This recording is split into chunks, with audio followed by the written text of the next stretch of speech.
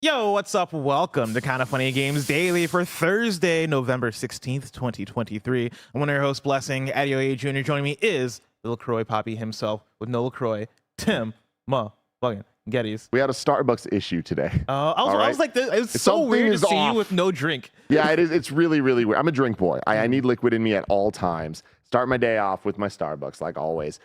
We order it. We do the mobile order, and then we pull up. Cool Greg jumps out of the car, grabs it. We go. Flawless process, right? But we go, they were backed up to hell. And I was like, I gotta be at work. We gotta figure this out. I haven't been on a Games Daily in many, many days. I gotta make sure I am there. So we were like, we have two options: ditch it, which I did not want to do, or Cool Greg, are you down to wait and then walk? Oh my God. It's not that far, but like, there will be a Starbucks at some point. Hand delivered by Cool Greg. What do you think happened? What a good dude. What a good dude. You know, he also likes walking, so I don't want to. Yeah, there you go. I mean, did the Panera Bread shut down? What do you think happened with the long line at Starbucks? I don't know. I don't know. They're usually like, well-oiled shit, we machine. ran out of coffee. Yeah, I had to fucking make some more. Who knows what's going on? But I feel for them. They got a good team over there. So shout out to them working their hardest. I appreciate them a lot. But yeah, it's good to be back here. It's been good to have you. Oh, Timmy, in the chat, it's Red Cup Day. It's free Red Cup Day at Starbucks. That's what's going on. Damn. That's so funny. I funny. thought you would be dialed in, Timmy. No, you're the Starbucks guy. I don't do the gimmick shit. I keep it straight. But you don't do the gimmick stuff. But because you are the Starbucks guy, I feel like you should know, so you know. And you're just an in the loop when person. Things are backed up. I appreciate that. Yeah. I appreciate that. Bless. But yeah, with this, it's different though, because like I said, I don't go into the Starbucks often. You know what I mean? So I don't know the buzz. The word on the street. Yeah. You just showed up and you just saw a line, and you're like, "What the fuck is up with this line?" Yeah. If you walked in, you would have seen all the red cups. Yeah. Then I would know. How have you been though, Bless? I've been doing all right. Yeah, like last night we did some karaoke, which is really fun. Yeah, okay. yeah. I went out to a spot that's like nearby, and they just started doing karaoke though there, and so we were like, "Yo, let's see what it's about. Let's see what's up." And when I tell you that it was fantastic. Mainly for the reason of I'm looking through the karaoke book, and one like at first I was scared because I opened the book and it was organized by song name, and I was like, "Oh, don't do that." And then there turned out to be another book that was organized by artists, and I was like, "Thank God, this way I can just turn to Lupe Fiasco and not have to figure push out." a little bit. I didn't. I should have. But like, Show goes on. Well, no, I didn't do any Lupe Fiasco. Oh, wow. Yeah. Well, it was the thing where I got there and I was like, "Oh snap, there's no Lupe in here." And as I was going through, I was like, "Oh well, this is missing a lot of artists that I want." It seems like a lot of the songs on there were like pre-2005, which is a bit disappointing. But as I was looking through, one of the people at the bar came up to me and they're like, "Hey, just because it's not in the book doesn't mean we can't do it. Like, we'll find a song for you." And I was like, "Oh." They got a guy. Yeah, and I was like, when you put it like that, like we're about to like fuck the Lupe Fiasco, we're about to get outside the box. Yeah. And so like it was a fun time because they didn't have any SZA in the book, but I was like, "Hey, do you have Snooze by SZA?" And so I ended up doing a duet of Snooze by SZA with Katie, and it was a fun time. Oh, with Katie, that's awesome. Yeah. I need to check this out because I was just talking to G a couple days ago that I want to add a new song to my karaoke repertoire. I've never tried it, and I need to. 7 Rings by Ariana Grande. I don't think I've heard the song. Oh, you definitely have. Okay. Yeah. Is this part of the Shang-Chi soundtrack? Unfortunately, it is not. Okay. But I'll have to show you it later and okay. put you on. Okay, cool. That's good. We did. It's a single. It's one of the big hits. I've been so out of the loop on Ariana Grande my entire life after she left Victorious. Got it. Yeah. That's it. That was the end for you? That was your end game? You know, people are like, fuck it. I don't like the MCU anymore. Yeah. You're like, I don't need Ariana I was like, anymore. all right, sayonara, Ariana Grande. Like, you're off of Victorious. You're out of my life. I heard Thank You Next, and that was it. That's all I needed. Yeah. I was like, you're talking about Big Sean this way? No, not my Big Sean. Not my Mac Miller. You're going to treat them with respect. Not my Mac Miller. Holy fuck. All right. But hell yeah. The karaoke was a fun time. And so, yeah, that's pretty much been my week. I wanted to ask you, because you've been gone for a few days. Yeah. Is there anything that's happened that's popped off in the video game news world that you wanted to talk about? Oh, nothing big. You know, it's not like nominations came out. It's not like the word independent/indie has been described every single way possible in the last couple of days. Yeah, I feel like I missed out on a lot, but I kind of enjoyed it. I enjoyed being able to just see it all happen from afar and just giggle. Yeah, giggle with joy. Yeah. But yeah, hey, overall, I'm very happy with the nominations. A couple things I think are weird. Dave the Diver should not be a best independent game, or by definition. But Game of the Year nominees, I'm actually really, really happy with. And there's a couple things there that while I wouldn't necessarily have chosen, I'm happy it ended up like that. I feel that. Wow, I can't believe Tim doesn't think Zelda should be on there. Wow. Yeah, Tim saw Zelda and was like, "What's happened to our industry?" No, it's more that I like the being torn Resident Evil 4 remakes there. Because I think remakes They Here's the deserve thing. it. Then this is part of the conversation me and Annie had. I think remakes for sure deserve it. RE2 remake, one of my games of the year of 2019. RE4 remake. Like Final Fantasy 16 is not on that that's my list. thing. So that's where I'm at. I don't necessarily, it's not my list, but I appreciate it. One thing I do want to address. Yesterday, Greg Miller and the team put out a wonderful video of Greg Miller changing out my PlayStation 5 plates real quick. And when I tell you that I saw the video and like just this feeling of relief that I didn't have to do it, because it would have taken me 10 minutes to do. Because here's the thing. Once you learn how to do it, which takes But I have to 10 learn. seconds, I have then to it takes learn 2 every seconds. time. Because what I had to do is so for those who missed the video, right? Greg Miller switched out my PlayStation 5 plates because I've been wanting to add these red ones to my desk or to my desk PlayStation 5, and I've just been putting it off because every single time I have to take off the plates, I have to watch a full YouTube video because I get so scared that I'm gonna break the plates as I'm taking them off because they feel so fragile. And so and not only that is the fact that I also had the base like bolted in with the one screw, and I also had the cables in, and I was like, okay, well, I'm gonna have to take everything out and then fucking take it off and then take off the plates and then put on the plates and then bolt it back in and then put the and I was like, oh, that'll take me 10 minutes. Yeah. Greg Miller speed ran it, and I don't want to spoil how fast he did it, but he did it very fast. In a way that was so impressive. But I did put up a tweet that was my Sea of Stars progress was on that PS5 that he unplugged. Oh, yeah. And like people were like, I want the update. I think people thought that like I lost my entire game save. I did not. I lost maybe like 10 to 15 minutes of time. So like that doesn't matter. But also Greg did say that my PS5 was turned off, which I don't know how that happened because it shouldn't have been. I'm pretty sure I put on rest mode from my little Portal. PlayStation Portal. Oh, that's the thing I'd love to talk about. I'll save it because we have many game shows and a lot of news to talk about, but really excited to talk about the Portal. Oh, have you been using it? Oh, yeah. You have a Portal? I do. Oh, I didn't realize you got one. Oh, yeah. I love the thing. It has all the issues that we would have expected it to have, and weird-ass omissions, like not having the Bluetooth is utterly ridiculous. But yeah, I'm loving it so far. Oh, hell yeah.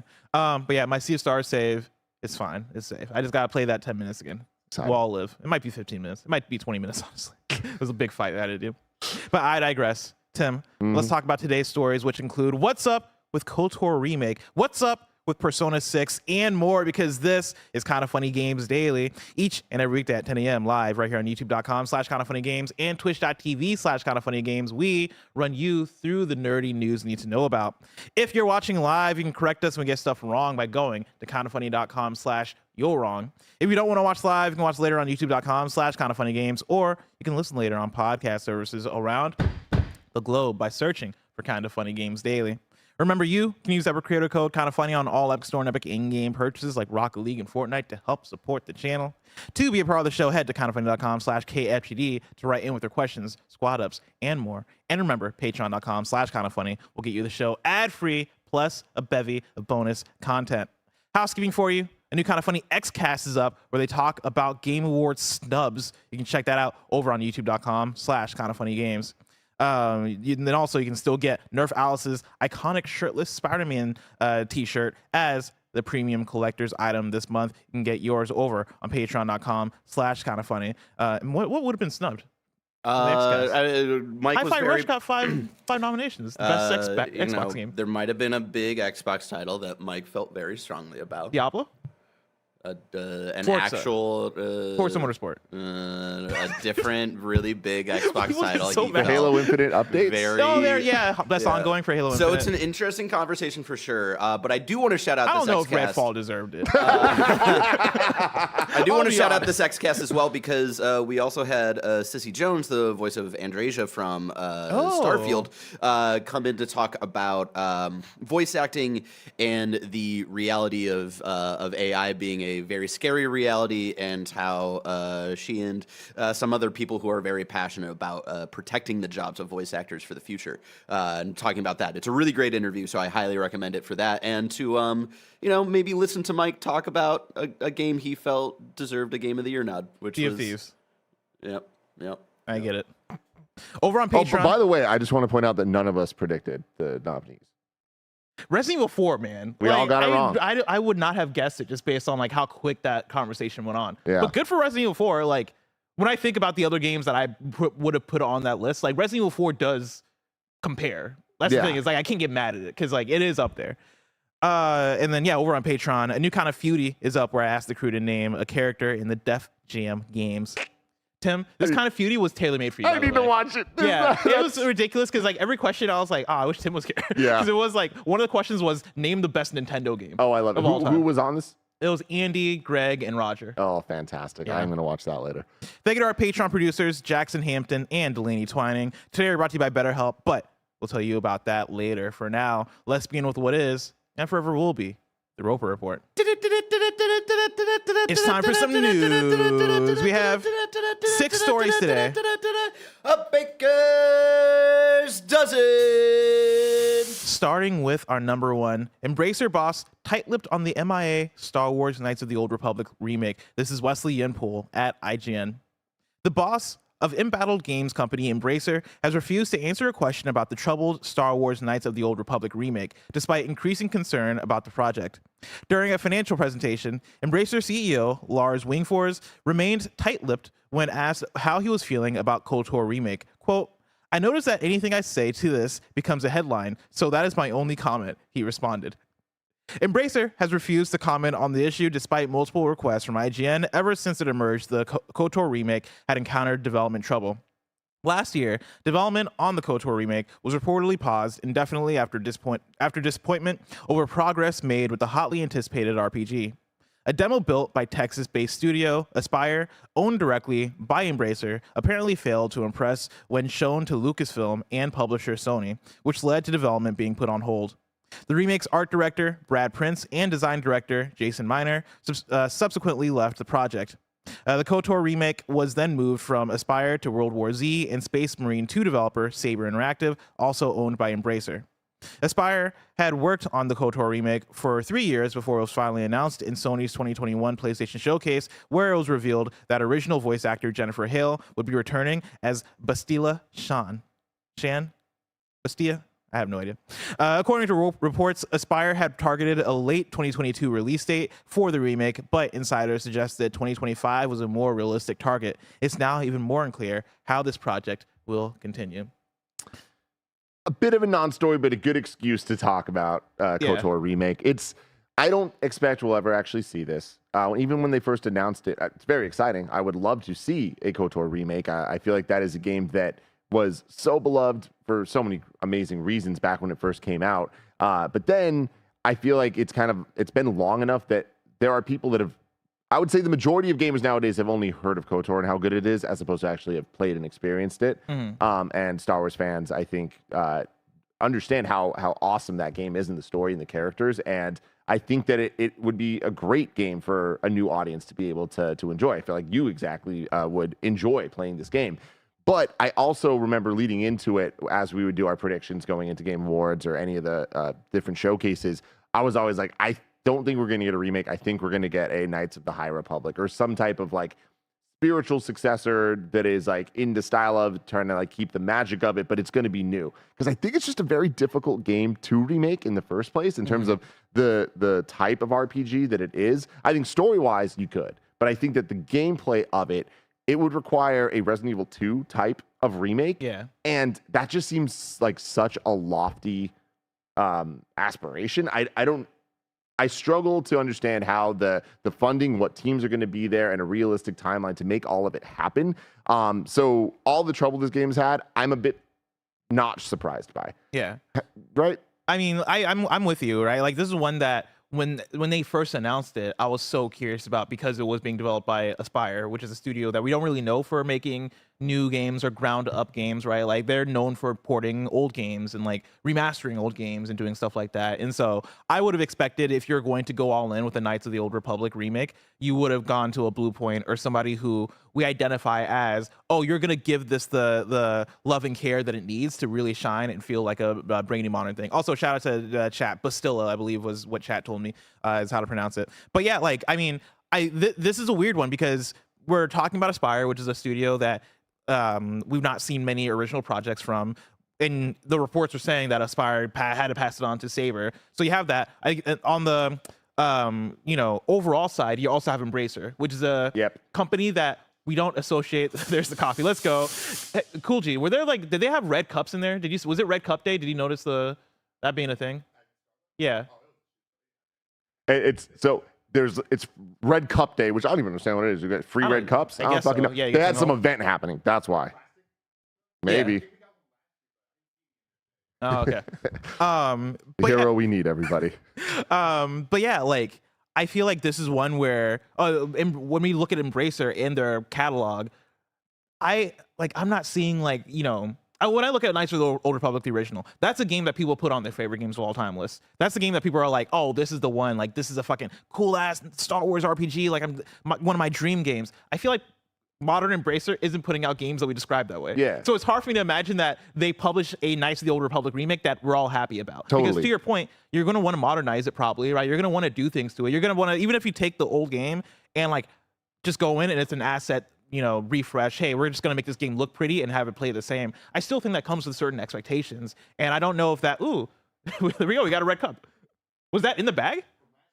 25 years of holiday cup cheer. Thankful to celebrate each season with you. See, when I worked at Starbucks, like the corporate office, it was a big thing in December where like they would pass out the red cups, and I never understood it. But I have some red cups in my drawer at home. And I'm like, cool, I guess. But I didn't know people were going buck wild over it. Like Starbucks is a fucking like shit show with the one you're going to over it. Oh man, yeah, no, you're making really good points there, and I think you're right. Like it's important to remember that KOTOR was one of the shining examples of why you need an Xbox. Like back then, you know, Xbox was the new kid on the block. They were competing with GameCube and PS2. PS2, obviously the dominant one. GameCube, Nintendo first-party games, right? So that had that thing. Xbox was kind of just lacking across the board. It had Halo, and which was a huge deal. It had Splinter Cell, and it had KOTOR. Like those were the big three, and then you know Project Gotham Racing and Forza and things like that. But the fervor around KOTOR, people bought Xboxes. It was by definition system seller, and it's like I feel like, and again, in a very different time. So this would require a lot more modernization than a lot of other games, like you bringing up Blue Point, even like Shadow of Colossus was okay. This game plays pretty much the same, exactly, but it looks like a modern game. And like, you know, Shadow of Colossus, same time period as this game, but like, yeah, they didn't update the gameplay of Shadow that much, like a little bit. Like a little bit. I think it was like control scheme stuff they updated. Tweaks as opposed to like, oh, we need to actually like change this. And to Star Wars, like, I mean, I'm somebody who loves Shadow of Colossus. It's one of my favorite games of all time. On the gameplay side, I would say Knights of the Old Republic is probably way more complex because it's an RPG, right? Yeah. Shadow of Colossus is more of a puzzle type, like, hey, I'm climbing a thing, I'm stabbing a thing, let's make sure I don't run out of stamina. Like, that's what the gameplay is of Shadow of Colossus. DJ Kanto says this plays so well on iPad. And yes, it does, because it's that type of game, which I just think if you're going to remake it, I don't think it becomes that type of game anymore. I think that it becomes way more advanced and way more what we'd think of as a current Star Wars RPG. So would you, like, what would be the main thing you do? Would you, like, because Knights of the Old Republic original, is it more turn-based? I think that was the thing Andy was talking. So would you, like, not make it turn-based? Like, would you make it more action? Or what would be the big thing you would do? It's a Final Fantasy VII situation to me. If you're going to remake the game, remake it to make it modern. Like, if you want the original exists. Like, in Final Fantasy VII, it's like, cool. Like, what would a remake that's turn-based and all that even look like? There's the remastered version. That's, like, we have a... There's a way to play HD widescreen Final Fantasy VII. Like, that is the updated version of that original game, and we have that for KOTOR as well. So I feel like, if you were going to do it, it would need to be a Resident Evil 2 style remake, or like Final Fantasy 7 style remake, but without like the story changes necessarily, but more like, I do think KOTOR from original to remake would need to be gameplay wise a shift like Final Fantasy 7 to 7 remake. Gotcha. I will say my favorite part of the story is Lars Wingfors, the CEO of Embracer, saying, "Yeah, I notice anything I say about this becomes a headline, so that's it." And that is our headline. And so thanks, Lars, for the headline. Another Embracer headline, story number 2. Embracer Group confirms more than 900 staff laid off so far, and more are to come. This is from Wesley Yinpool at IGN. Embracer Group has said it has laid off 904 staff, or 5% of its workforce, since its financial struggles began following the collapse of a $2 billion deal, reportedly with Saudi government-funded company Savi Games Group. The Swedish firm has come under fire for the sweeping cuts it has made so far in 2023, including the closure of long-running Saints Row maker Volition. In total, 15 mostly unannounced projects were written down across Amplifier, Free Mode, Gearbox, PlayOn, Saber, and THQ Nordic. I don't know why every single time I see it, I want to say PlayOn. Because it looks like that, Bless. It's stupid. And yeah, that's what Embracer said. In a presentation to deliver Embracer's Q2 financial report, CEO Lars Wingfors thanks all the staff he had to let go. Quote, before we get into the business details of our second quarter, I want to start this conference by saying a personal thank you to the 900 people who left Embracer during the second quarter, he said. As you will hear today, we are determined to transform Embracer into a leaner, stronger company. That said, it's painful to me that you need to leave the group, and we have been and are doing everything we can to preserve jobs without changing what we need to achieve. Our people are what make up the very fabric of Embracer. For me personally, it's crucial that the program is carried out with compassion, respect, and integrity. End quote. It's not going to stop there either. Embracer said ongoing restructuring, closures, or buyouts are in the process and will lead to further headcount reductions. That means more layoffs are coming. Amid the chaos, some Embracer games have done well. Gunfire Games' looter shooter Souls-like Remnant 2 has now sold more than 2 million units and generated more than 700 million. That's approximately $66.2 million in net sales. DM Buster Studios' Dead Island 2 was also a sales success. Looking ahead, Embracer expects to release a number of games over the course of the financial year, including Homeworld 3, South Park Snow Day, Arizona Sunshine 2, Expeditions, a Mud Runner game, Alone in the Dark, Outcast New Beginning, Lightyear Frontier, and Deep Rock Galactic Survivors. That what you just read looks like an out today. Yeah, it's ridiculous, that list of games that I just read. Because it is like, ooh, man, this is not give me hope for the future of Embracer. Yeah. I mean, them saying, Dead Island 2 was a sales success. Like, I wonder what this is going to result in. Like, because I know more layoffs. That's the answer. Yeah. And that's so unfortunate. This sucks that we're talking about this yet again to a number that high.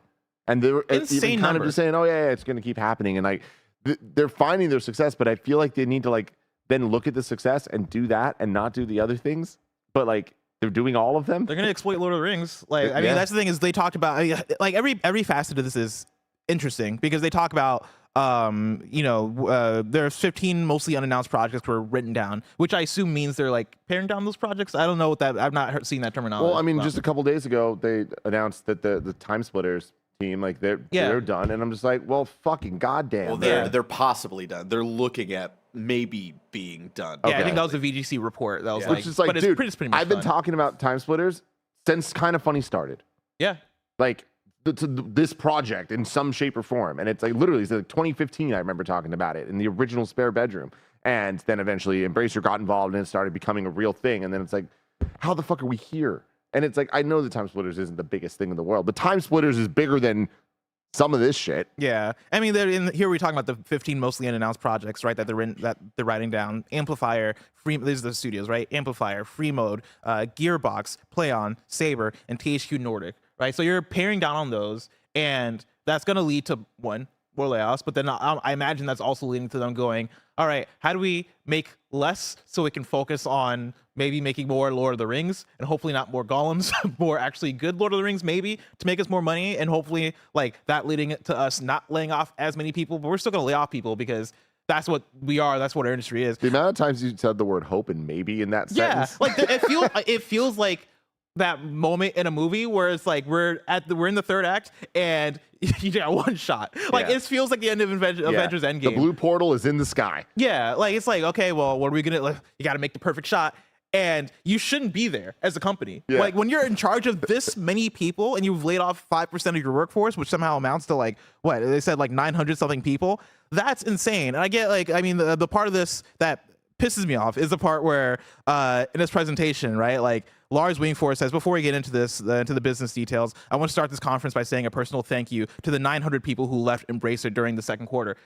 That's your fault. Like, you did that. Like, that was your deal that you made with the Savi Games Group, right? That fell through because, like, why would you make that decision? Like, why would you try to make that deal? And this is, again, like, this is the dominoes falling of, this is a decade of Embracer and quote-unquote THQ Nordic formula making the decisions that have felt weird, that have felt risky, that have felt not savvy, ironically, right? Like this has been built up over time, and one of those dominoes finally falls, and guess what? It's a house of cards.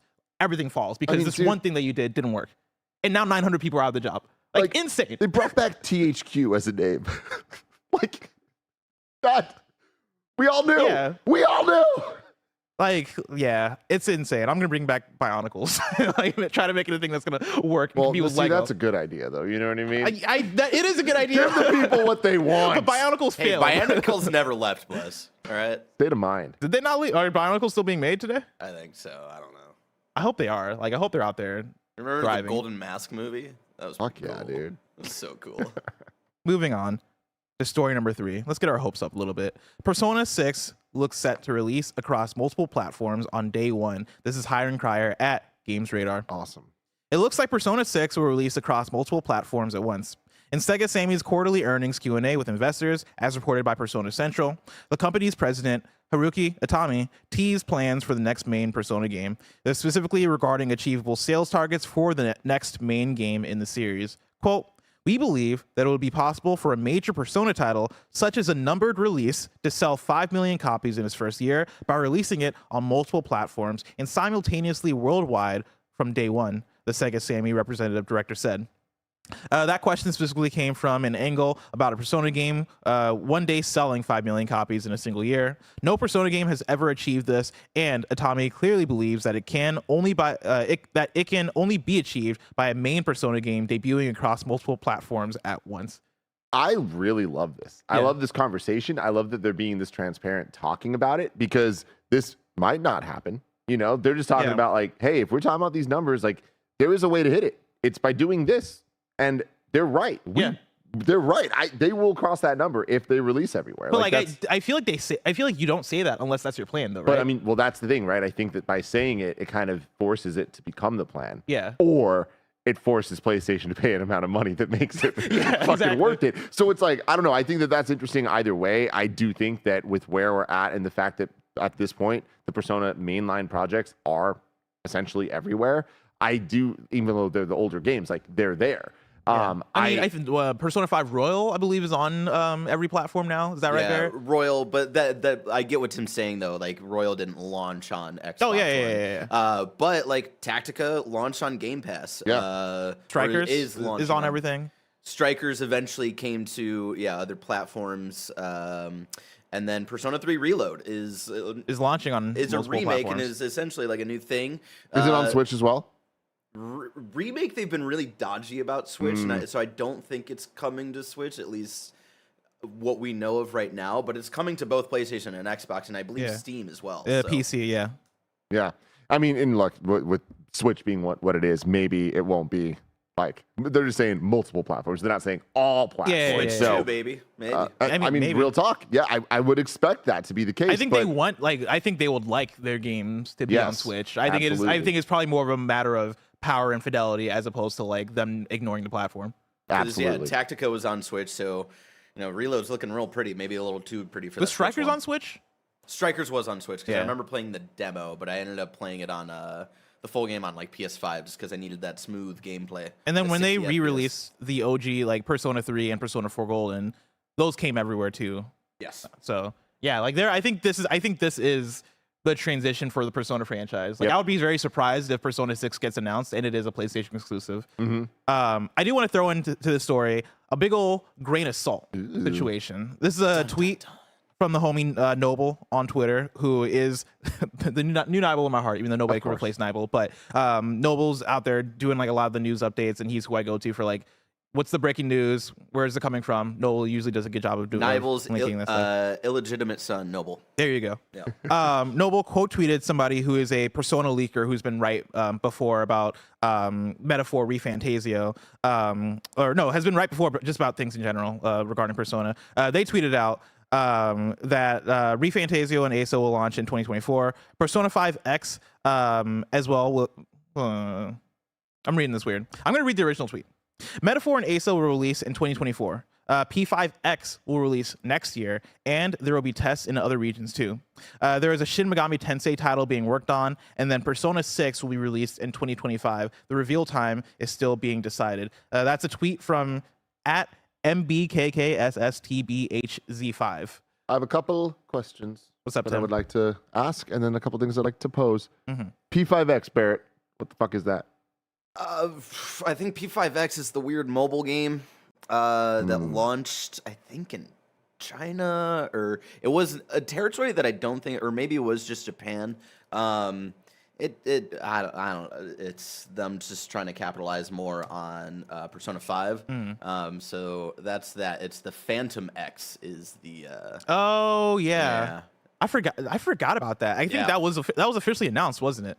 Yeah, that got a trailer like earlier this year. It's been out in some other territories. I forget where. But yeah, it's a game. Yeah, it's one of those ones where like there's so many Persona 5 games that get announced that like, you know, you see I think this is announced at the same time as Tactica, maybe.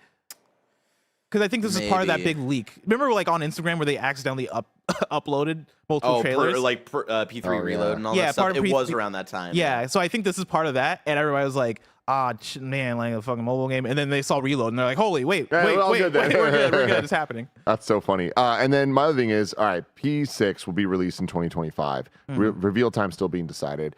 There's a couple of things I want to bring up there. Yeah. One, do we think that it hits the date that they put out? Because I do. I think that like Persona 5, you know, had delays and all that stuff. But I think that with where they're at now, I think that when they announce the game, it's going to be a different situation, especially with them talking about how they're talking about now about wanting to be on multiple platforms and stuff. Like, I think that means that things are in motion. Yeah.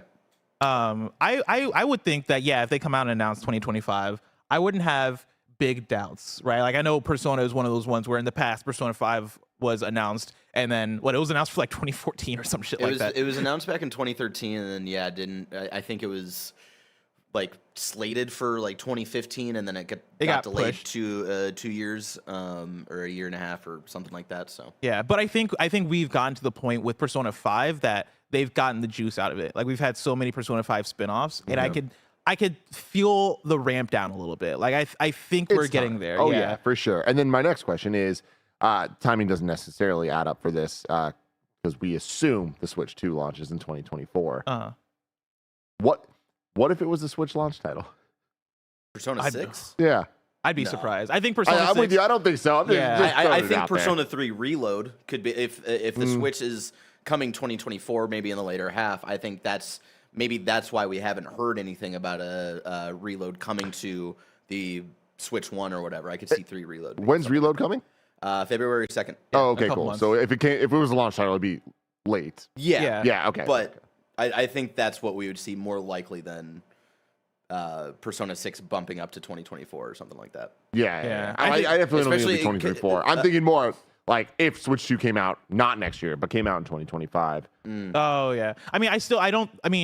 I think if it just happened that way, I would see it as almost more of a Assassin's Creed situation where like Assassin's Creed, whatever it was in 2020, happened to come out like in that same week as the PlayStation 5 and Xbox Series. If Persona happened to be a launch title, I think it would happen that way. I don't think it would be by design. Yeah, I don't think it'd be by design because I think they rely so much on the PlayStation audience as well. And I think they're third party enough as like Atlas/Sega that they wouldn't want to make that alliance with something like Persona. Like Persona, they want everybody to get into it.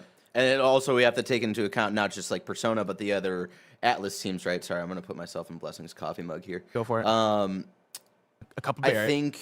Oh my God. That was so funny. This is perfect. Hold on, I got to make myself a little smaller. A chatter suggested it the other day, and I did it for a while, and nobody noticed. And it was really fun. It was really good. We have to take into account like the other Atlas teams. Like we have RE Fantasio that Blessing talked about as well. That it does seem is going to launch in 2024. That could be a big Atlas play for Switch launch. That was like that was the kind of like former Persona team that left to go do their own thing, and that's what this game is. So that's another play that they could be looking at with Switch launch and stuff. So. But to go back to the original question, Tim, I believe in 2025. Like we're almost at 6 years, 7 years out from Persona 5, and they've been doing a lot and learning a lot. And I think the fact that we didn't get an announcement like 3 years ago was them learning of like, oh, we announced Persona 5 like way, way, way too early. So yeah. So okay, final question of the story before we move on. When do they announce this thing? See, my theory is that is 90% wrong for multiple reasons. I could see a Game Awards announcement. I think that'd be hyped. I know like it's a Japanese series, like, you know, usually they do it on their own. Like there's so many things that are going against that. But I think Persona, this far after Persona 5, is a different beast, and it's such an international beast that like I could see a Western like, hey, let's do it at Game Awards. And granted, it's a little, I mean, I understand why this is different, but one of the most hyped Game Awards moments of all time. Yep. Joker. And that's what I was going to bring up too. Yeah, it's like, But was that more like, I feel like that was more of a Nintendo play. 1000%. for sure, for sure. But at the end of the day, it was Persona. Yeah. Like, when you watch that thing, it is like just, it started with Persona.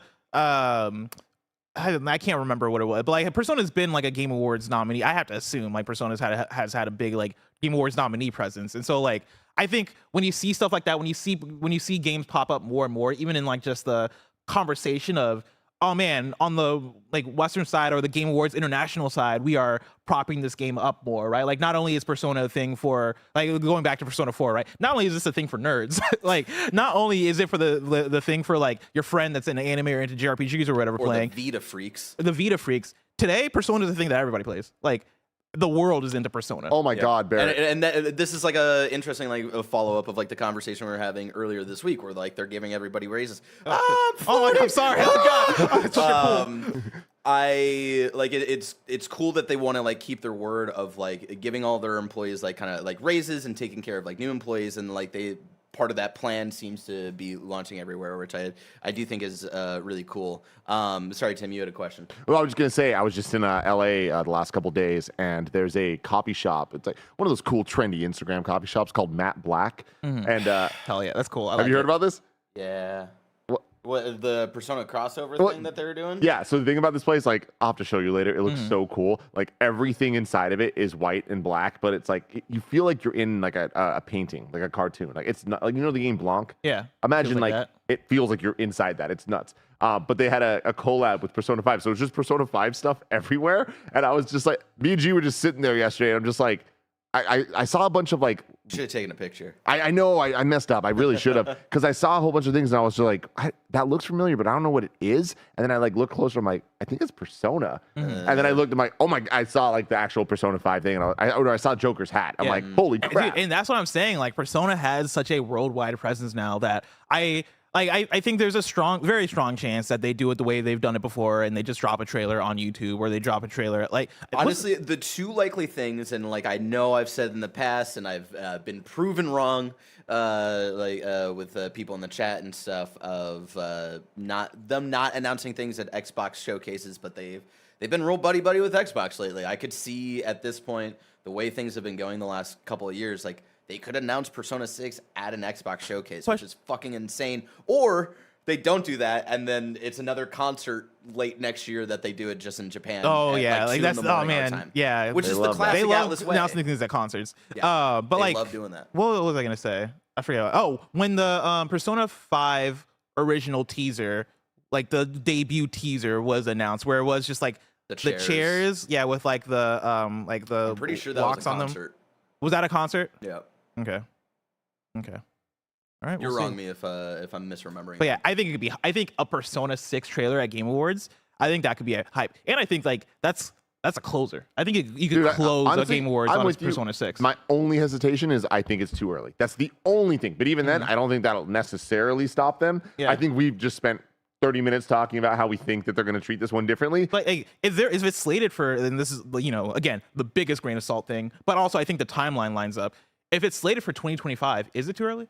Like, you don't have to give a year. Just say Persona 6. I think with how games are nowadays, I think it is. Like, not just games, because there are some games that would do that. I always talk about the unicorn stuff. I think Persona doesn't want to be that. I think Persona, after 5, it wants to just deliver. Yeah. But And so that when you guys were talking about Game Awards, I thought you meant like next year's Game Awards. No, I was talking about in a few weeks. Oh, no fucking shot. No way. I think this is a shot. I think Again, that's it's why I too say early. like 5% chance. Because like That's- again, like might be too high. even. Persona 3 Reload we learned about early, like in the summer of this year, and that's coming out in February. Same with Tactica. Tactica we learned about first time in the summer, and it's out this week or something. But right? neither of them are Persona 6. Yeah. You know, that's a unicorn game fair. if there is Final one. Fantasy 16, I think, is the closest analog, and even that is like not close at all. But Final Fantasy 16 announced, and within a year we got it. You know. So Wait, even- was it really a year? Wasn't it? Yeah. I feel like I It just was saw less so than a many year. trailers for that It was thing. 16 was announced in June, and we got it in June. In June. Okay, yeah, I think that lines up. Yeah, we'll see. Was that right? No, you're misremembering that. 16 got announced back in like I could have sworn. 2021. I feel like I saw so many trailers for Final Fantasy 16. Yeah. Unless they dropped like 10 trailers in our year. Joshua says announced in 2020. Yeah, it's been like 3 years. I'm so wrong. I'm saying, you know what I mean? Like we're seeing this trailer soon. They're gonna say announce this thing no soon. shot for Game Awards.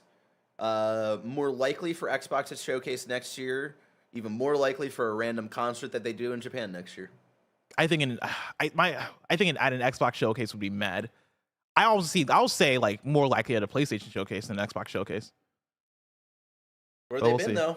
Where's that list been at the PlayStation? Yeah, but like showcases? you can't advertise For more games any on game. PlayStation where they're already on your PlayStation. Atlas has been where the money's at, baby. That's what's up, That's okay? true. They got that PlayStation money, cool, we exclusive. They got that Xbox money, we on Game Pass. You know? Yep. Nintendo, where you at? Do I like Coke or Pepsi? All I know is that Coke paid me more, and so I like Coke. The Dave Chappelle reference. If you want more great comedy like that, go over to patreon.com/kindafunny. Over on patreon.com/kindafunny, you can get a comedy show like the Kinda Funny Next Gen podcast, like Kinda Funny, and so much more. But you can also get shows like this ad-free. And speaking of ads, let us tell you about our sponsors. This episode's brought to you by BetterHelp. This time of year can be a lot, and it's natural to feel some sadness or anxiety about it. I can't even count the amount of nights I lose sleep because I just can't stop thinking, and my brain just won't stop talking. Therapy gives you a place to do that so you can get out of your negative thought cycles and find some mental and emotional peace. And it can give you the tools to find more balance in your life so you can keep supporting others without leaving yourself behind. Some of my best friends use BetterHelp and love how helpful it can be for learning positive coping skills and how to set boundaries. It empowers you to be the best version of yourself. It isn't just for those who've experienced major trauma. If you're thinking of starting therapy, give BetterHelp a try. It's entirely online, designed to be convenient, flexible, and suited to your schedule. Just fill out a brief questionnaire to get matched with a licensed therapist and switch therapist anytime for no additional charge. Make your brain your friend with BetterHelp. Visit betterhelp.com/kindafunny today to get 10% off your first month. That's BetterHelp, HELP.com/kindafunny. And we're back with story number 4. Baldur's Gate 3 is getting a physical edition. This is tweeted out this morning from Larian Studios. Did you know it didn't have one? No, I didn't. Playable on a disc must be the Baldur's Gate 3 Deluxe Edition. The Deluxe Edition for PS5, Xbox, and PC includes the Digital Deluxe Edition, as well as exclusive physical feelies, including physical feelies? Fuck you! No! Physical feelies. Oh, man. What is that? You know what it is. You've gotten a physical feeling before. I know you. Including a 3-disc OST, map, and more. All for $79.99. And let me tell you, this is a package right here. This is a physical feel I've ever seen. Yeah, that's a package I want to physically feel. Physically feel. Because that's $79.99. And when you pull up the image, like Bear has it pulled up if you're a video watcher. I'm gonna maximize it for myself so I can actually read all these things. But like, what, you're getting 32 stickers. You're getting the physical game. You're getting a Mind Flayer poster. You're getting a deluxe edition box. You're getting the original soundtrack in 3 discs. You're getting 2 patches, and you're getting a world map. The crazy thing, it's 2 discs on PS5 and 3 discs on Xbox. Holy Dang, shit, dude! Like this is a deluxe edition. Why $80 is that? Like, so on the PS3 360 era, like I understand why the Blu-ray disc versus the HD DVD stuff with storage space, but why does Xbox have more these days? Is all that space for that quick resume? Yeah, I don't know. Actually, I have no idea. I don't think that. Yeah, but Maybe it's something with the speed of each console. Oh, Guitar Hero Arrow says PS5 uses UHD discs. Xbox still uses Blu-ray. So UHD is 4K. Interesting. Gotcha. Wow, I did not know that. Huh. I learn something new every day. Yeah. Somebody in chat says you lose money not buying this, and I agree. Like, no, real talk. This, like you said it, like this looks like for $80 for what this is. I love it. And yes, it has some weird shit, but like it's not weird dumbass shit. Like this isn't a waste of space, which I appreciate. yeah. And like, I mean, when you think like games nowadays are $70 for a full price game, and Baldur's Gate 3 is as like, you know, that is a full game. That is as premium as you can get. That's a fucking big ass game. Very, very so you're talking good about point. $70 and $80 for a deluxe edition like this? Is the digital version $70? Ooh, that's a really good question. I'm not sure. Yeah, you can double check that. But yeah, that's a grip, dude. Yeah, good for them. I think it was 60. 60. It's 60. Yeah. And then the digital deluxe, I think, was like $10 more or something like that. There you go. Good on you, Baldur's Gate. Moving on to story number 5. Annapurna Interactive acquires South African support studio 24-Bit Games. This is Chris Kerr at Game Developer. Cocoon and Thirsty Suitor publisher Annapurna Interactive has acquired South African co-development studio 24-Bit Games for an undisclosed fee. 24-Bit provides engineering, porting, and optimization services and has worked on a number of titles published by Annapurna, including A Memoir Blue, Neon White, and Hindsight. The deal represents Annapurna Interactive's first ever studio acquisition. Quote, Annapurna has been working with 24-Bit for many years, and we value not only the caliber of their work, but their team as well, said Deborah Mars, co-head of Annapurna Interactive. They've always shared our commitment to quality, and by taking our partnership to the next level, we feel like anything is possible. End quote.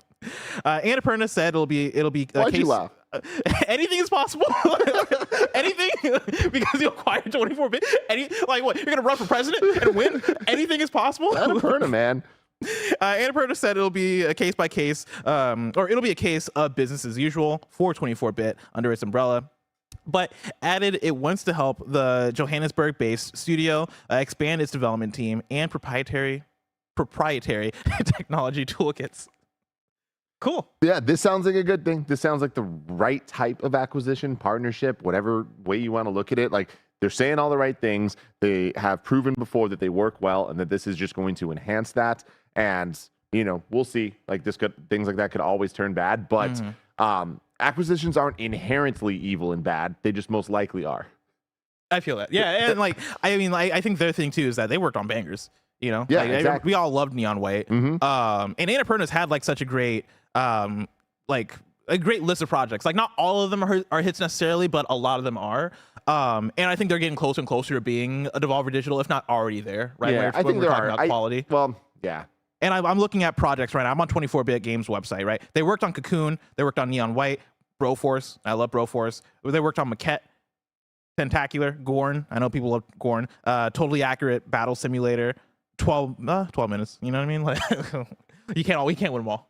But you shoot the shots though, right? Like that. I don't think that they're a Devolver, but they're Annapurna. Like, I think that they've kind of become their thing. That like they've made it. They succeeded. And like, when we hear Annapurna, we get excited. If Annapurna announces a showcase, we have a conversation of, do we cover it or not? Like, and the showcases are really good. Are great. Yeah. So like, honestly, the Annapurna showcase, I know it's a very different vibe, but I would put up there with like the hype of a Devolver showcase for me. Devolver is like, they're more entertaining because there's like so much like wild, weird shit that they do. But the games that they show and the way they show their games at the Annapurna showcase is really good. They do the thing where they do the developer highlights and they go to wherever the developer is based. Like, we're going to, I don't know why I always go to Portland for Annapurna, but we're going to Portland and we're hanging out at the developer studio, and it's always like, okay, but what's the angle here? Like, where are we going to put the developers in a way that's going to make these devs unique from the other devs that we're going to talk about? And we're not even going to announce a game. We're just going to introduce you to them and like tell you about what kind of games they like, or what kind of game they're going to make. And it's still exciting because they know how to frame it in a way that's entertaining. Like, the Annapurna showcase, I think, is a bit underrated for that. So yeah, like, I'm with you that, yeah, I think they're on that level, and they've also just carved out their own space. And yeah, like 24-Bit Games for the games that they worked on. Yeah, like that seems like a natural fit. But are they indie now? You know, that's a big question. When 24-Bit is owned by Annapurna, you know, an umbrella company, even though Annapurna is an independent publisher, where does it end? Where does it end? Where does it start? Where does it begin? Nobody knows. I don't care. Final news story. Story number 6. Actually, not the final news story, because it looks like we got some breaking news after this. But story number 6, Mass Effect veteran Mac Walters is leading a new NetEase studio in Canada. This is Chris Scullion at VGC. NetEase has announced a new game development studio headed up by one of the key writers on the Mass Effect series. Led by Mac Walters, which I'm going to pause there. Mac Walters, cool name. I like that name a lot. Moving on. Led by Mac Walters, Worlds Untold is a fully remote game studio with a base in Vancouver, Canada. Walters was a prominent member of BioWare for nearly 20 years. Initially joining the company in 2003, he was a writer on Jade Empire before becoming a senior writer on the original Mass Effect. He was later lead writer on Mass Effect 2 and Mass Effect 3, narrative director on Anthem, creative director on Mass Effect Andromeda, and project director on Mass Effect Legendary Edition. Walters was working as a production director on Dragon Age Dreadwolf when he left BioWare in January, saying he was taking a career break. According to NetEase, Worlds Untold was set up by Walters and his team to create IPs with depth and possibility that can't be contained in a single game or even a single medium. Hell yeah. Let's go. I love that. Anything is possible. Anything is possible. The studio's first game is a near-future action-adventure game in a breathtaking world filled with mystery and exploration, and it's currently recruiting for remote workers. Now, here's the thing. I originally cut the article off there because I was like, cool, that's the news. But then I kept reading the context that VGC was giving, and I was very fascinated, actually, with the NetEase side of things. So let's switch gears to NetEase for a second. In recent years, NetEase has built up a roster of studios, including Grasshopper Manufacture and the new studio from Yakuza creator Toshihiro Nagoshi. It also opened studios with seasoned Capcom developers. Hiroyuki Kobayashi, a 27-year Capcom veteran who was a programmer on the first 2 Resident Evil games and went on to produce Resident Evil 4, opened his own NetEase-backed company last year. This year, NetEase set up a Studio Flare, with former Marvelous Board member Toshinori Aoki and Blaze Blue series producer Toshimichi Mori taking the reins. The article then goes on to talk about even more studios that NetEase has recently opened up and studios that they've owned, like Quantum Dream and even more. But I thought that was fascinating because I've not been paying attention to NetEase in like the last year. And yeah, everybody's been going to NetEase. They're being embracing, man. Everybody. Yeah. But like embracing in a way where it's no names. Like it's not just like random. And that is the difference, right? Like we joked about the Out Today version of the Embracer group, but I feel like this, they're kind of like in the talent. People that worked on OG Resident Evil, Grasshopper, like this person who wrote these Mass Effect games, right? Like that's a roster right there. They're building something. I feel like we're like watching like the Avengers maybe being put together in secret and we don't realize it. Potentially, man. That's a good observation, and we'll have to see how it all shakes out. But yeah, again, this could result in a great new generation of level of games being made that is different than what we currently have in the landscape. So we got breaking news. This comes from Discussing News. Was this one added by? Oh, who added this? Do we know? I did. This is a Bear joint. Invincible is coming to Fortnite. Hell yeah! We got the images here that Bear has pulled up, and honestly, they look great. I mean, that's exactly what this should look like. Are you? Did you watch season 1 of Invincible? Oh, I'm keeping up right now. I'm watching every episode. Yeah, we just I was a little behind, so I watched episode 2 last night of season 2. God, what a show! It's a great show, dude. And season 2, like man. the one complaint that people had with season 1, or at least like the prominent complaint, was like, the animation quality like isn't as consistent. This season, the animation quality, baby. Man, that shit looks great. Yeah, I need to catch up. How many episodes are we in? 2 so far. The third comes out tonight. Fuck. It's another Thursday show. I have too many fucking Thursday shows. Well, Loki's done now, so. Oh, Loki is done. And also Gen V is done. And so now Invincible, I think, is my only Thursday show. I need to re-download Amazon. You're not watching The Golden Bachelor? No, unfortunately, I've not gotten to it yet. Anything is possible. Anything's possible, Anything is possible, including a Golden Bachelor. Tim, I'm excited to one day watch through The Golden Bachelor. Yes. But the day that I boot up that show, so far away. If I want to know what's coming to Mom Grab Shops today, where would I look? The official list of upcoming software across each and every platform is listed by the Kinda Funny Games Daily Show host each and every weekday. Yeah.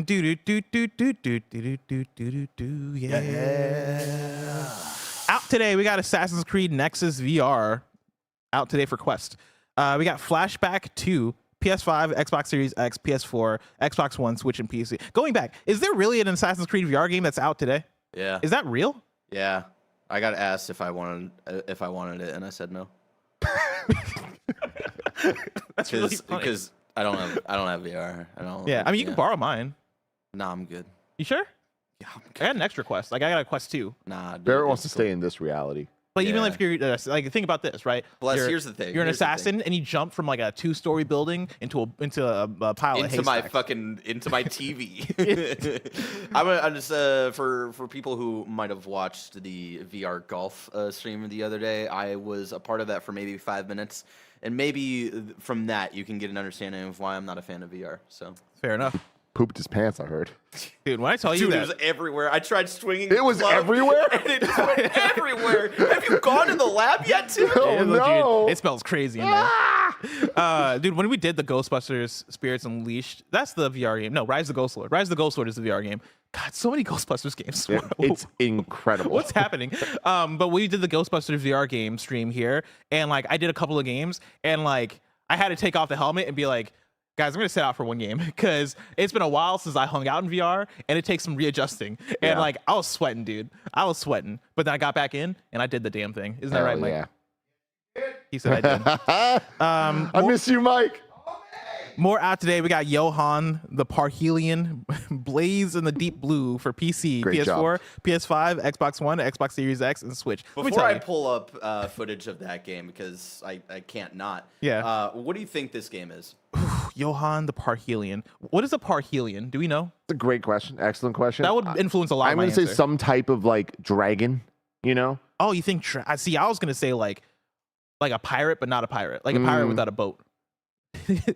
What's that Parhelion doing over there causing a ruckus? I feel like that's the context he would say that in. A pirate without a boat. I'm gonna say it's a visual novel. I can't find any. I think it's a trailer for fantasy this. visual novel. Or when I not fantasy because pirates are real. I think it's a visual novel. Oh, you're saying that because the deep blue. You're right. Yeah. I didn't even think Word about association, that. everybody. I didn't even think about that, but yeah. No, I think it is a nautical visual novel. I'm finding trailers for anime. I'm not finding anything Really? for any sort of game. Johan, let me see where I got this from. I must have got this from Game Informer, maybe? I get my out today is from like 4 different sources. Game Informer was pulling from like the wrong places, you know. No, I see. I see it. I see stuff. Yeah. Where do you see it? Oh, what the fuck? It's a 2D platformer. What? Yeah. It's a 2D I'll platformer drop it with in assets. like a little magical girl type vibe, and she has a sick looking wolf that attacks with her. Yeah, I see the wolf, but again, I'm only seeing like anime shit. I mean, it's kind of that anime. might be the game. But like, I'm talking about like full on like Gameplay? anime, like. Oh yeah, no, gameplay or it's like anything, a it's just retro 2D platformer. Like, Okay, hold on. Oh yeah, no, yeah. Tim is showing me straight up a gameplay. it's a Metroidvania. There's a map. That was my coffee. Don't Yeah, worry. There we go. Yeah, I could not find this for the life of me. What the? Why is it running so slow? I think it was an ability. Okay. I mean, I guess I see the deep blue because she's literally underwater here. Interesting. This is not what I would have guessed a Parhelion is. We got Small Saga out for PC. the Kind Man Remedy for PC. That's the sequel You need to to. fucking have a meeting. That's the sequel to the Nice Guy Cure. God damn. Get out of here. You're done good, boss. I'm sorry. The new dates for you. The Engineer, but it's all spelt weird. It is spelled ENJENIR, everybody. Fuck. I feel like I'm being pranked right now. Yeah, this honestly, like, This feels like a prank. This next feels up- like Greg Miller came in and fucked Hold up on. the whole thing. Bless? Yeah. Can I please have the honors of reading the next game title? Wait, okay, let me finish that. So The Engineer will launch into Steam Early Access on December 18th. Go. Moat Solo. No girlfriend since birth. He's just like me for real. That's coming to Xbox Series X, PS5, and Switch on November 30th. Yeah, Bear, we're going to have to bring up Moat Solo, No Girlfriend I Since don't Birth. know if this is something I can show. Hold on. Holy Check it first, shit. and then if Wait. it won't get us Hold on. canceled off Twitch. Oh, then actually, show it. this might be a. It's like a live action thing. For like one you're- man who's never been in a single Oh! relationship. It's like This 5 looks dates. or awesome. It's a fucking FMV game Yeah. where you make choices. I love these games. Wait, real talk? I am in, Bless. Is Me, this- you, Snowbike Mike. Is this literally like 40-year-old version, but like Wait, it's this is an FMV game? nuts. Yeah. Seems like it. Dude, this looks awesome. And you win over her heart. Dude. You're playing as a goofy ass dude. He's like dancing. Yo, shout out to Moat Solo, baby. He's Oh, putting, wait. he's No, putting don't his put full that in fist in there. his mouth. Within these moments filled with. And yeah, he's asking questions on a date. My hobby is the 3 options were workout, game. I didn't see the third one, but I love this. We need a stream. of Dude, this. shout out to this actor, man. He is giving everything. Yeah, like he Yeah. looks so good. And we're watching this without sound, right? Could this be his Yes. last blind date? Threat. He really is just like me for real. Damn, that's awesome, dude. That's awesome. Deal of the day for you: the Echo Collector. No, the Eck Collector. This is one that Greg added, I believe. The Eck Collector update 1.0.6.0 for Immortals of Avium is now live with an exciting free trial available now on Xbox Series X and PS5 and a PC demo on Steam. With this being the biggest update for the title yet, and the game is now available for 50% off on all platforms for a limited time, there's never been a better time to jump into the world of Avium. Now it's time for KindaFunny.com/you're wrong, where you write in, let us know what we got wrong as we got it wrong, so we can correct it for those watching later on YouTube and listening later on podcast services around the globe. Kebabs writes in and says, Lego attempted to bring back Bionicle reboot in 2015. It didn't last. Because they had a bunch of like fake ass Bionicles. They didn't have the OGs. We wanted the real squad. I didn't see my crew from the Golden Mask. Yeah. You know? Also, someone in the chat way earlier on said Bionicle didn't fail. We failed Bionicle. Damn. And if that ain't the truest shit I've ever heard, man. Yeah. Gadget Mike 21 says, not a year wrong, but Starbucks sued its workers union after the union showed support for Palestine. There's a big boycott currently going on. And so get this fucking red cup out. Get it out of there. Throw it away. I'm going to hide this one. Gently set it down. Pour it out right now, Tim. Right now on the electronics. Gucci says, Gucci. Baldur's Gate 3 digitally. Googie? Gaugi. Baldur's Gate 3 is digitally $70 for PS5. So for only $10 more, you get a bunch of the cool stuff. That is wild. The PC version is $60. Hey, can we just shout out to Larian? Yeah. No, they've been killing it. That's wild, dude. Yeah. That's why they're going to win Game of the Year. Probably like, there's not a Studio of the Year at the Game Awards. No. Whoever's giving out Studio of the Year, give it to Larian probably. Yep. That's it for You're Wrong. Tomorrow's hosts for KFGD are going to be me and Tim.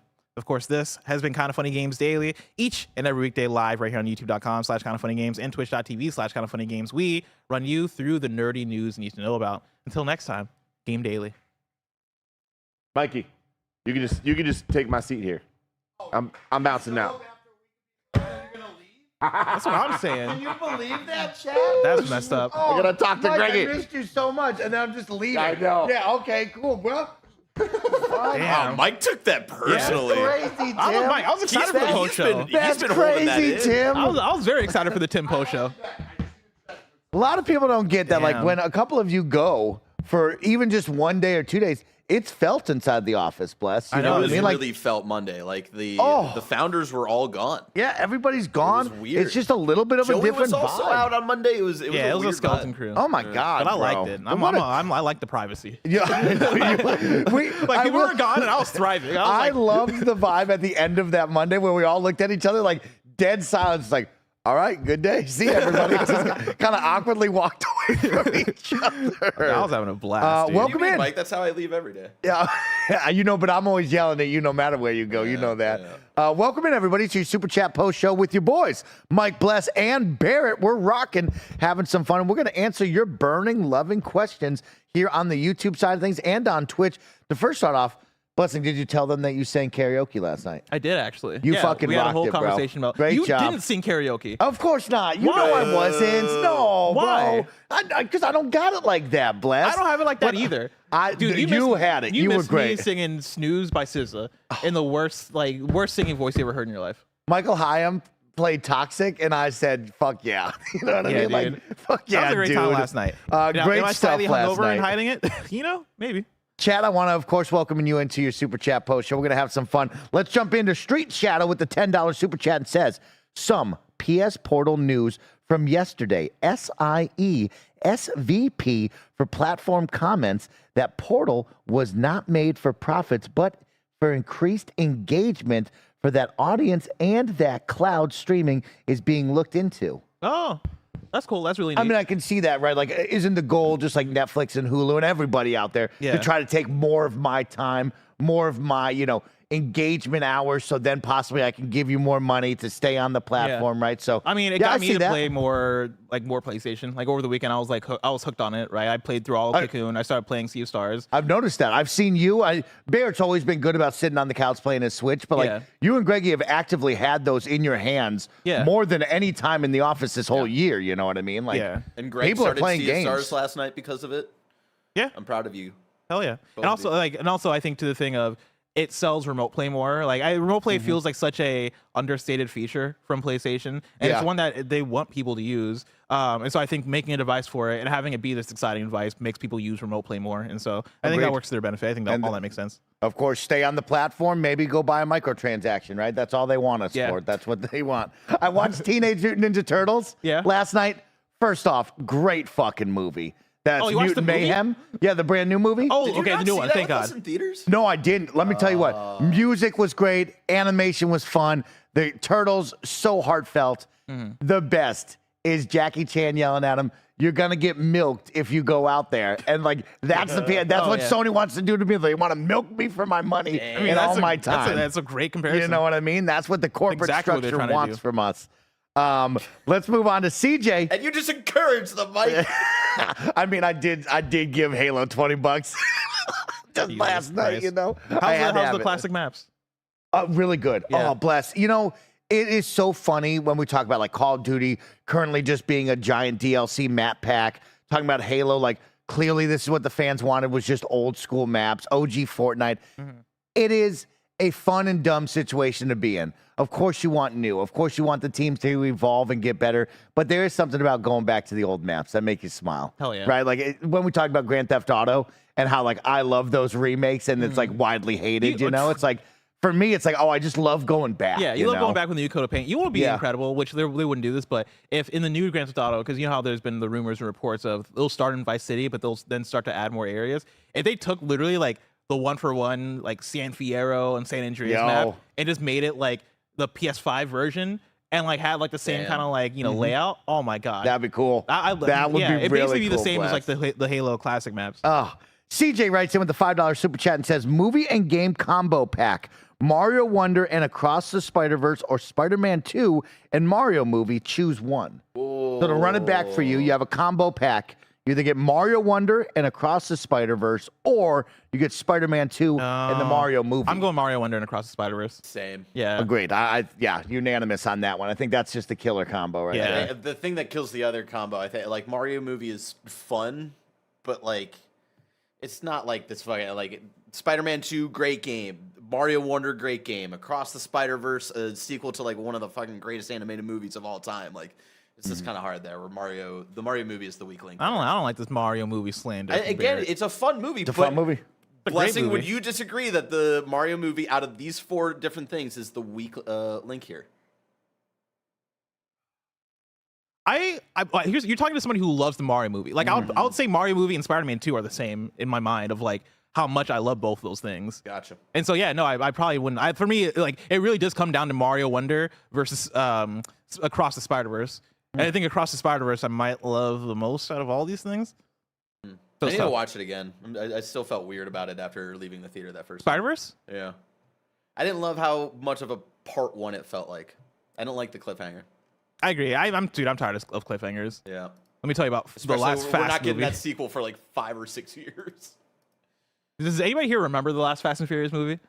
No. That we watched now that you've said it, it's coming back. Yeah, we watched it this year, and it ended on spoilers. It's not a spoiler, but it ended on a cliffhanger. Yeah. And it was the most insane cliffhanger I've ever seen in my life. I'm done with the cliffhangers. Let's jump over to the Twitch chat. Of course, you can resubscribe at the tier 1 through 3 level and leave a comment and question. Or if you want to use your Prime Gaming sub with us, you'll get 30 days of ad-free viewing. You'll get all of our channel emotes. And of course, you can help support us keep the lights and mics on.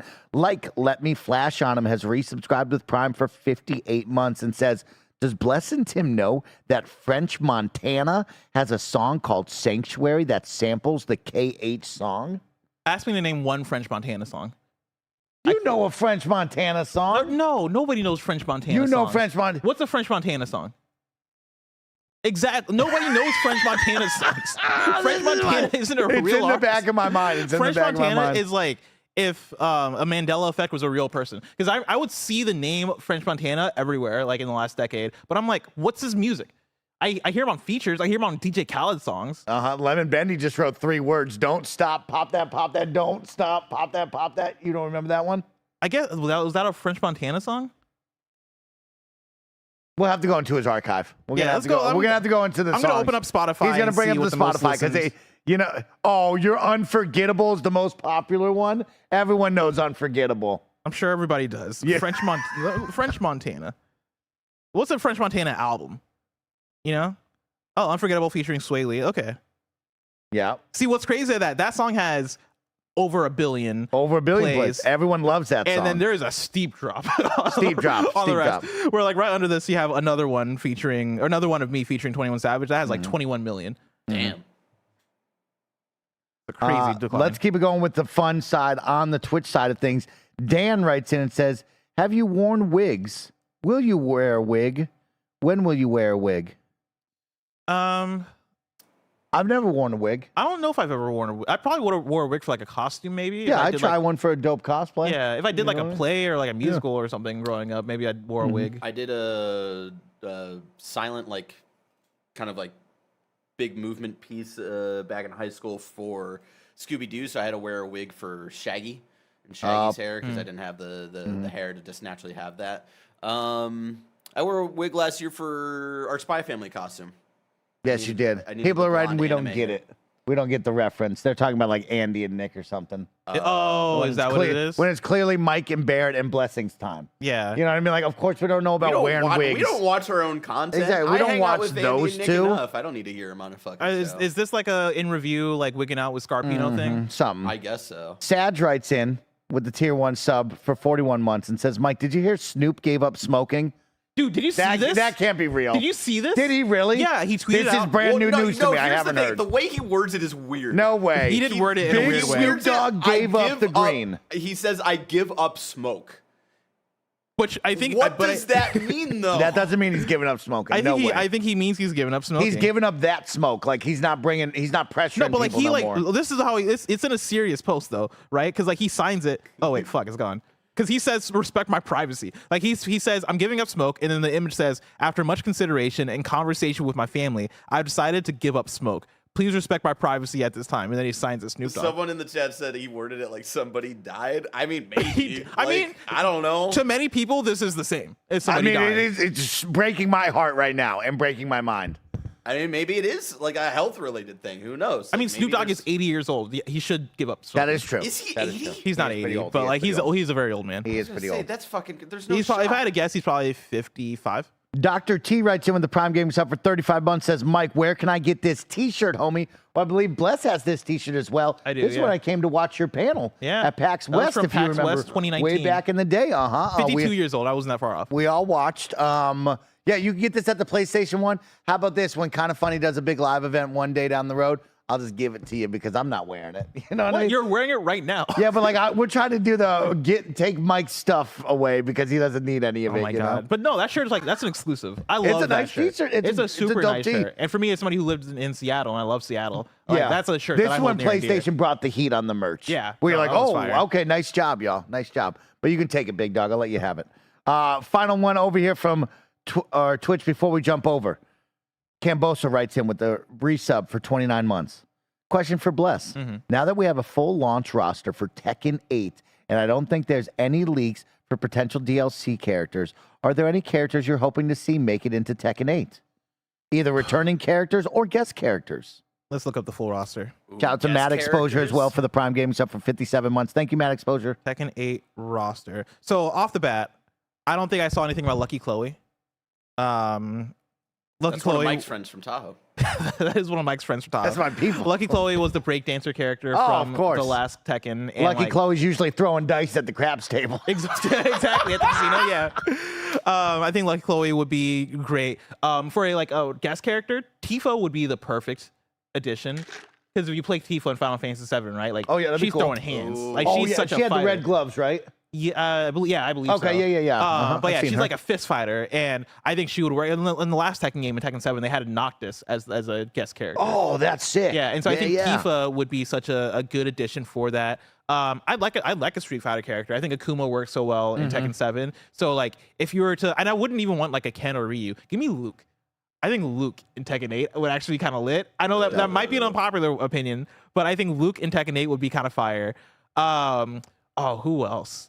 I don't know. Like I like the crossovers. You know, I like the fact that I like the fun crossover ideas that you're bringing up. in Tekken 7 they had like King of Fighters character or SNK characters come through, like Geese Howard and stuff. And so like, you know, I'd like to see what other one of those you can bring in. Whether it is there a Liu Kang from Mortal Kombat that you can bring in? That'd be cool. Is that just another law? You know, like, is that weird? Or could you look toward Project L coming out next year and maybe have a character crossover with that? Maybe that could be fun. I'm sure they'll want to add Heihachi. I know Heihachi died in the last second story, but like, that's still a character that people like to use. And so I could see them being like, all right, this is DLC, not canon to the story, but here's Heihachi to use. I think that could be interesting. Is Eddie in the thing? I'm looking at the thing. I don't see Eddie. Here's one for you, Mike, because I'm just thinking of like Goofy. Because is Tekken the one I'm thinking of where like Yoda was in it like way back? No, in the day? it's Soul Calibur. You were thinking the same thing I was thinking. Yeah. All these fighting games are the fucking same, Mike. You know what I'm saying? I love that they're adding weird characters. Ooh, but you know what I actually, mean? bringing in a Soul Calibur character would be sick. I wouldn't know which one. Like, you would have to figure out how to do the weapon thing in Tekken, but I think that could be a cool crossover. And yeah, I'm looking through the thing. I'm not seeing Eddie, which upsets me because I love Eddie. And so add Eddie. Okay. Or Add Christy. Eddie. Okay. Or the other one with the afro. I mean, if you really want to get me involved, Bless, because people are typing them in, we just make up our own Def Jam Vendetta oh my God. roster. Like, I'll if be you so if you down. really want to get into it, like, we start adding up people. I mean, that is 'cause, like a just that would chatting- be the fun time. That would be a fun episode or a just chatting stream of making our Def Jam roster. We're gonna put it What's in the our new back Def Jam pocket. roster? Blessing, we're gonna make that happen. 2024, that's in our back pocket, ladies and Sick. gentlemen. We're doing that. Foxy Steve with the $5 super chat says, if you had to pick a publisher/developer for KOTOR, who would it be? Knights of mean, the Old Republic. The easy. Sorry, go ahead. Oh, well, I think the easy answer. Are we talking remake or are we talking like a new? Because we're talking remake, I would say Blue Point and have PlayStation Okay. publish it. I feel like that's the easiest answer. Okay. If we're doing a new one, Yeah. Larian. Okay. See, I would pick Larian for either. Yeah. Good call. Yeah. Larian's 'Cause hot right now. I know Tim is like, hey, we need to make things modern and more action based. No, we can keep Star Wars Knights of the Old Republic like in that classic style, and I think the studio to do that and modernize it and have more modern sensibilities in that kind of style would be Larian. Yo. Yeah, I think People. Larian will be able to do it. I don't, and like my thing, I said shoot Tim some bail. I don't know if Tim is saying like take out the turn-based stuff, but I think he more so means like modernize it. Like I think Larian doing a turn-based Knights of the Old Republic would be dope. Well, he was saying Final Fantasy VII Remake, so Yeah. that completely changed like what that game. Or not, That is like, true. Yeah. But I think, but like that still kept some of the RPG like. I'm just saying elements. Tim is being too influenced by Andy, where Andy is such a hater of turn-based that it's affecting Tim a little Yeah, bit. I don't like get it. I don't mean, like hearing that's- that from Tim's mouth. That's the one thing. I'll like keep trying to look at you. I'm like, where is he? I'll forget you're in my coffee cup. It's so hard to talk to my coffee cup. That's the thing that like I'm kind of on two sides on when it comes to Final Fantasy 16. Because Final Fantasy 16, I liked I like the combat because they got the DMC combat director, all that stuff, and I think the combat system is really fun. But I don't like that their answer to make Final Fantasy more palatable to more people is to go, let's turn it into an action game. I think that's whack. It's turn-based. Interesting. Yeah, like, see, that's how you get me, the casual fan who doesn't really love the turn-based, doesn't really prefer those slower things. It's like, I love what they did with Final Fantasy 16, right? Of like, I'm just hacking and slashing, I'm having a great time. I love that. yeah, but my thing is like, And that's you're how just I get changing into what that that world. is. Like, I feel like, Agreed. Yeah, you know, like I'm like, I'm not a fan of, I don't know, like I'm not a fan of Brussels sprouts, but like that would be like if the Brussels sprout industry is like, all right, cool, let's make fucking steak instead. Yeah, of It's course. a different thing. Like, just make Brussels sprouts for the people who like it. So, I guess with Final Fantasy, right, on the turn-based stuff, is there still turn-based in there? It's like, do they still make turn-based games, and will the next one be turn-based, or will it always now be this more action-y RPG that we're experiencing? Because it feels like 15 and 16 have all been moving towards, let's capture Mike, the casual player who doesn't like turn-based. That's Yeah. how it feels right now, to me at least. And I could be wrong. I think because Final Fantasy 16 didn't live up to their sales expectations, there's more of a chance that like they look into a turn-based system for the new ones. I think they were looking forward to Final Fantasy 16 being like such a breakout hit, and it's like great. It might not hit their expectations, but like I'll say Final Fantasy 16 is still popular. Like people still play it and love it. I think if that one was what they wanted it to be, they would double down and go. But also, does any game hit Square Enix's fucking expectations of numbers. They don't. But yeah, like I think because it is like it's not like Final Fantasy 16 is here selling 20 million units or anything like that. Yeah. I think that gives them more leeway to experiment and go, all right, now let's go back to turn-based because people might miss this. Yeah.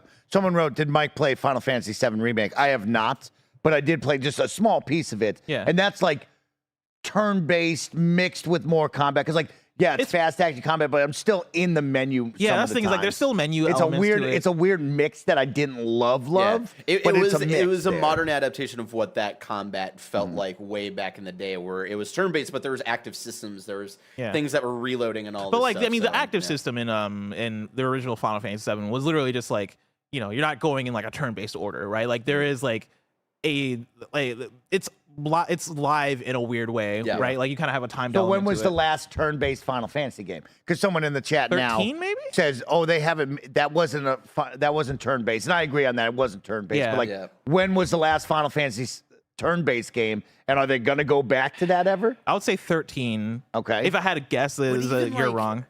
Fuck, I forget what game it was that Zach Ryan from IGN, we were both at IGN at the time, made me play for some video. And it was an older one, like maybe 9. Like even 9 felt kind of active for what like turn-based was. And that's so the thing it's is, been a all of long them, because time. 13 was the same thing, right? 13 had like also a weird system. There was like chat, let me know. It was like OT something, OTB. No, that's a rapper. No, that's ODB. Let me know in chat. But there was like also like the thing about Final Fantasy combat is that they always have some unique angle to it that makes it not just basic turn-based. Like there's always like some interesting ATB. Thank you. Active time battle is what they call it, I guess. But there's always some, like kind of like weird active element that makes it unique. And so Final Fantasy combat has always been involved, but now it does feel like more of a Devil May Cry than a traditional JRPG. It feels very far away from what I thought it would be. Right? Yeah, but I think there's still room to go back to that. If you had to ask me, right, like where does Square Enix go from here?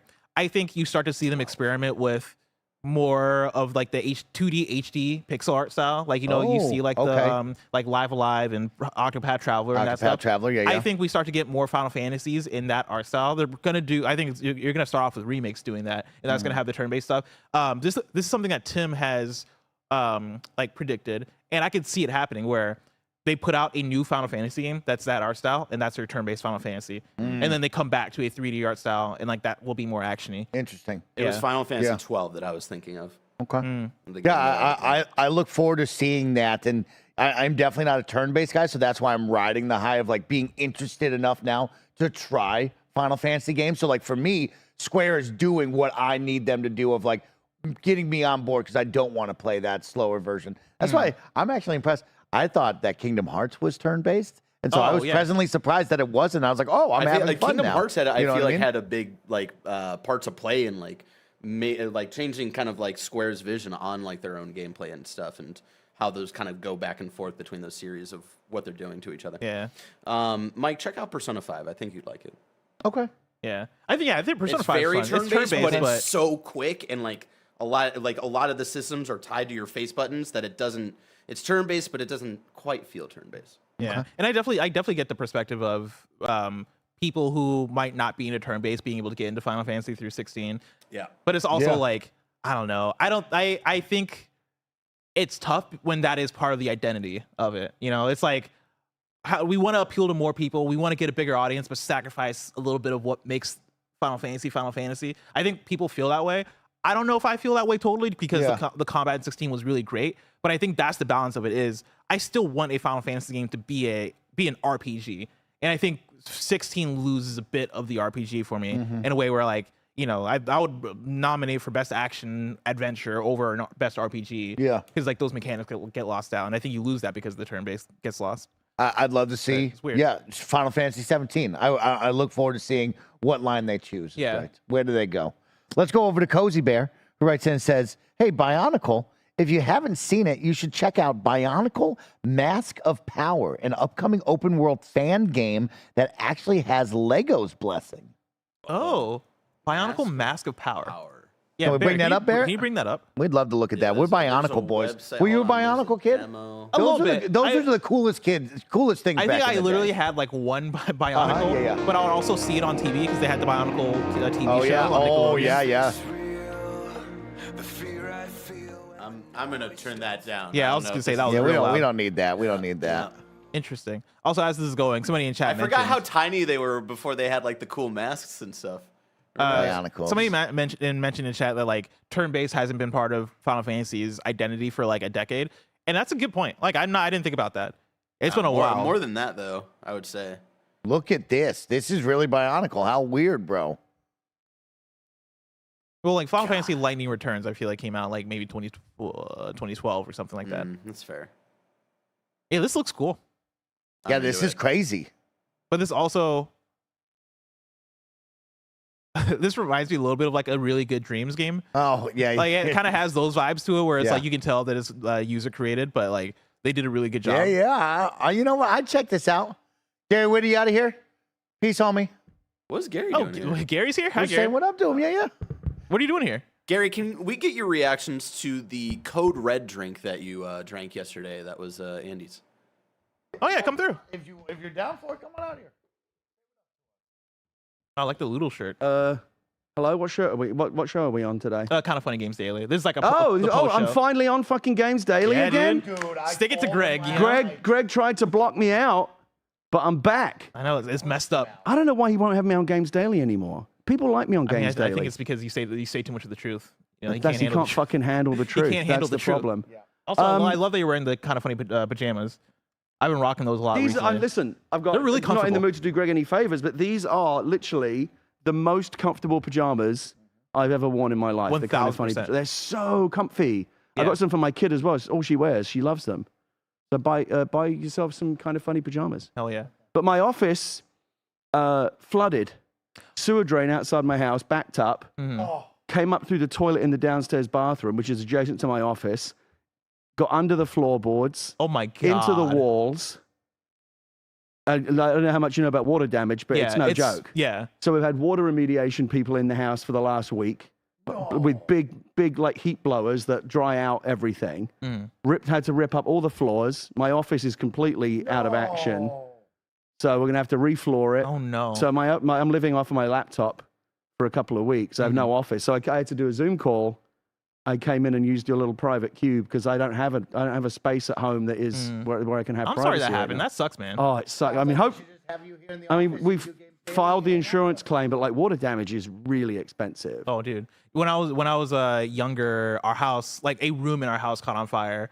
Like in the upstairs, and like the firemen had to come through. They put it out, but like the damage was at the end of the day that like caused more issues from like my parents. From the fire, from the extinguishers, right? It was from the water, Yeah. right? Because the water from the top floor like leaked down to the bottom floor, and like they had to replace all the carpet. They had to figure out all that shit. Like the one room was one thing, but yeah, it was the water damage that did most of the damage. Yeah, so like literally when you walk, they've ripped them all up now. But when I was walking on like the floorboards, you could hear them squelch underneath. Like the water was everywhere, and then it seeps up into the walls. It gets into the insulation in the walls. The insulation is like a sponge. It just soaks up all the water. They've got to rip all the walls out. Damn, dude. Well, again, I'm sorry to hear that. That sucks. I mean, look, at the end, I'm taking the opportunity. We'll put a nice new floor down, or I'm just give my office a nice little makeover. A little refurbish. Yeah, because I was like, I've been wanting to do it for a while, but the only way I'm going to do it is if I pull everything out. Now I've had to do it anyway, so we'll do a little makeover. Gotcha. Office makeover. Hell yeah. What's in the news today? What's the big stories? Well, it was KOTOR remake. Actually, that was like a non-story. That was basically one where it's like, what's going on with KOTOR remake? Because people keep asking the CEO about it, and the CEO's like, every time I talk about it, it becomes a news story. And then we kind of just talk about the details there. But I think the bigger thing was the Persona rumors. People are saying that maybe you see Persona in 2025. Persona 6. Okay. Yeah. I like a bit of Persona. Yeah. So that was pretty much the thing. We're debating on whether or not it gets debuted at Game Awards in a couple weeks. Oh, Game Awards that Jeff Keighley won't get back to me about presenting at. Is that the one that you're talking about? How do we make this happen? Do we have to get the audience to tweet Jeff Keighley? I don't know. Hammer Jeff Keighley on Twitter. I'm no longer on Twitter. I resigned today. I can't do it anymore. The whole Hitler was right thing was the final straw. I'm done. Where was that? What was that? Oh, I'm not going to bore you with the details. You can go find it. It's everywhere on Twitter. Damn. Just go search for Elon Musk Hitler. You'd be amazed how many hits you get on that, actually. Damn.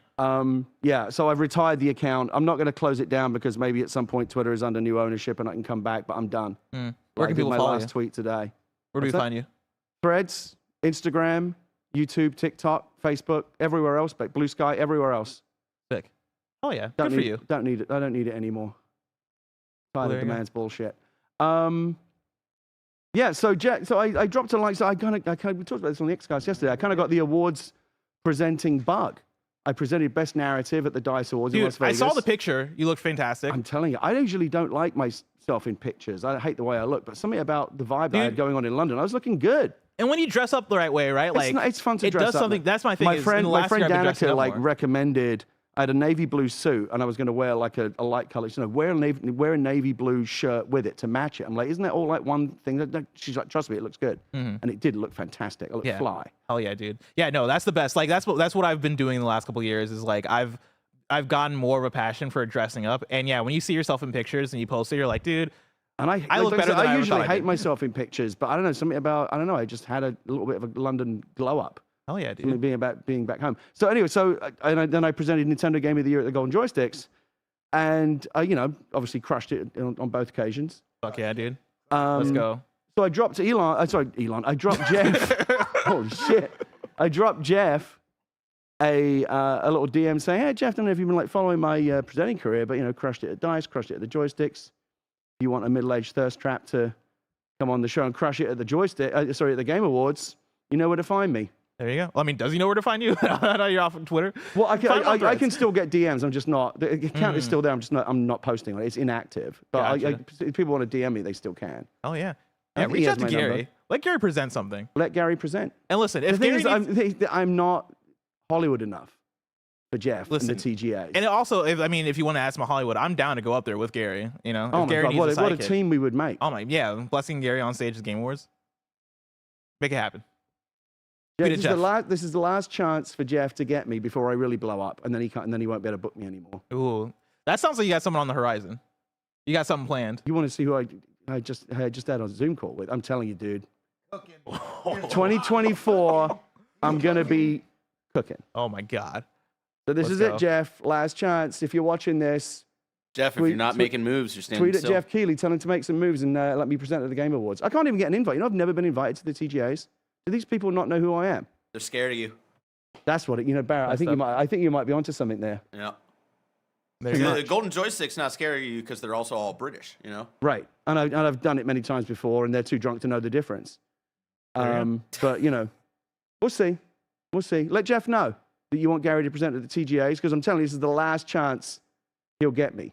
Give it a couple of years, I'll be back there. I'll be like Pacino, like not even knowing why I'm there. Yeah, exactly. You're gonna be like, oh man, why is Kratos talking for 10 minutes? This is what standing behind. I'm like, all right, cool. Guess I'm just gonna hang out here.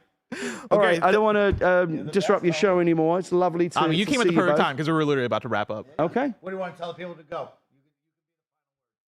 Yeah, so no longer on Twitter, but I'm on Threads and Instagram. I'm just G Witter there, GWHITTA, and I'm Gary Witter on TikTok, YouTube, I think Blue Sky, everywhere. Just go find me everywhere else, but don't expect me on Twitter anymore because I'm done. There you go. All right. You want an outro? Let's go. Get out of here. All right, we're gonna go Bye, stream. everyone. That was a great one. Thanks.